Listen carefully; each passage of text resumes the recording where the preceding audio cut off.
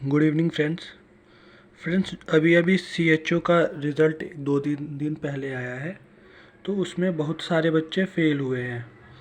तो अब उन्हें टेंशन हो रही है कि अब उन्हें क्या करना है, आगे क्या करना है, फॉर्म कब फिल होगा री एग्ज़ाम का, कितनी बार चांस मिलेगा, फिर उसके बाद कहीं फिर से ना फेल हो जाएं तो फिर क्या करना पड़ेगा, कहाँ से क्वेश्चन आएगा, कहाँ से पढ़ना है, इतनी सारी कन्फ्यूजन्स है।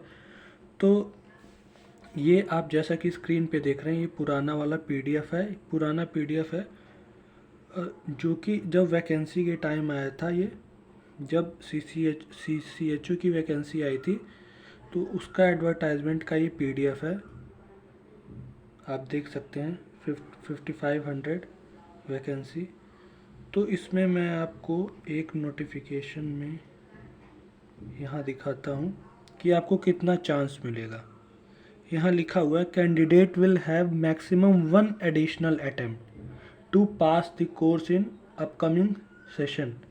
मतलब आपको एक ही चांस मिलेगा, मतलब एक बार अगर आप फेल हुए तो दोबारा आपको एक और चांस मिलेगा, 1 एडिशनल अटेम्प्ट। यहाँ पे आप देख सकते हैं maximum 1 additional attempt.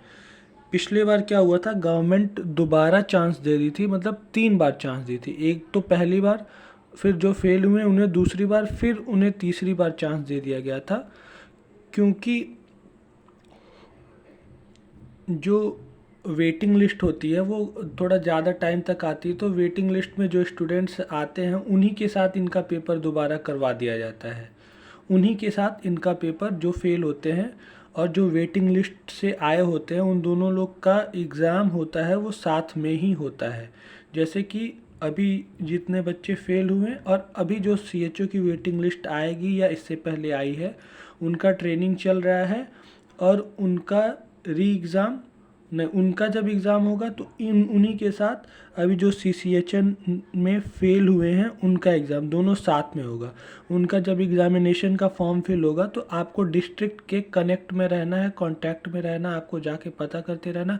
Form fill करने का कॉस्ट होता है शायद 10,000, वो आपको सबमिट करना है, दोबारा फिल करना है और दोबारा आप एग्ज़ाम दे सकते हैं। और आपको पढ़ना कहाँ से है, तो जो PDF आपको मिला था जब आप CCHN की ट्रेनिंग ज्वाइन किए थे, तो उस टाइम में हमें एक BNS 41 एंड BNS 42 का PDF मिला हुआ था। उस PDF से आपको पढ़ना है। उस PDF से बाहर कुछ भी नहीं आता है, कोई एक भी क्वेश्चन उससे बाहर नहीं आता है। और एक MCQ का प्रैक्टिस सेट मिलता है। बहुत सारे बच्चे ऐसा करते हैं कि सारा जो वो क्या करते हैं, वो जो MCQ वाला सेट मिला है बस उसी को सॉल्व करते हैं, उसमें से एक भी क्वेश्चन नहीं आता है एग्जामिनेशन में। तो वो पढ़ने में टाइम वेस्ट ना करते हुए जो थ्योरी पार्ट है उसको पढ़िए। अगर आप थ्योरी पूरा पढ़ लेते हैं तो प्रैक्टिस में उसको कर सकते हैं। वो जो क्वेश्चन सेट है 5,000 क्वेश्चंस का, उसमें जो आंसर्स हैं वो भी ज़रूरी नहीं है कि सही है, क्योंकि कोई टीचर द्वारा वो बनाया गया था, कोई नर्सिंग ट्यूटर द्वारा, तो वो ऐसा भी हो सकता है कि वो गलत हो। तो वो कोई ऐसा नहीं है कि वो PGI द्वारा बनाया गया था। तो आप उस पर ना फोकस करते हुए जो कि थ्योरी का PDF BNS 41 42 है, आप उसे पढ़ें। और आपके पास प्रैक्टिकल नॉलेज होनी चाहिए, जैसा कि आपने क्वेश्चंस में देखा था कि कैसा इतना इजी क्वेश्चंस आया था। जैसे कोई पेशेंट है, उसे पेट में कोई कीड़ी है, कीड़ी जानते हैं वर्म, तो उसे क्या देंगे, तो एल्बेंडाजोल मेबेंडाजोल यही सब ऑप्शन में था। इतना इजी क्वेश्चन था, और जो कि वो PDF से ही आया था, जो कि PDF हमें मिला हुआ था। तो पढ़ाई आप वहीं से करें। आप कहीं कोचिंग भी ज्वाइन कर सकते हैं किसी नर्सिंग ट्यूटर से, उसके लिए, उसके स्पेसिफिक प्रिपरेशन के लिए। तो 3 महीने बाद जब आपका जो वेटिंग लिस्ट के स्टूडेंट हैं उनका एग्ज़ाम होगा, तो उनके साथ ही आपका भी एग्ज़ाम होगा। तो बिना टेंशन लिए आप दोबारा, आपको पढ़ने का मौका मिला है, इधर उधर बिना टाइम वेस्ट किए आप पढ़िए। और कॉपी रीचेक करने से कुछ होता नहीं है, क्योंकि PGI वाले पहली बार में ही ऐसी कॉपी चेक करते हैं कि दोबारा रीचेक करने की ज़रूरत नहीं पड़ती है।